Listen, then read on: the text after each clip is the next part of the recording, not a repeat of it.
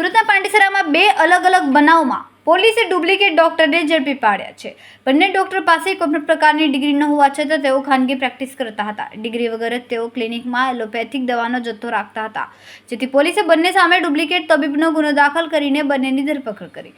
પોલીસે બંને ડોક્ટરોની પ્રાથમિક પૂછપરછમાં અગાઉ હોસ્પિટલમાં કમ્પાઉન્ડર તરીકે નોકરી કરી સામાન્ય બીમારીમાં કઈ દવા ઇન્જેક્શન આપવાની માહિતી મેળવી લીધા બાદ જાતે ડોક્ટર બની ગઈ હોવાનું કબૂલાત કરી હતી.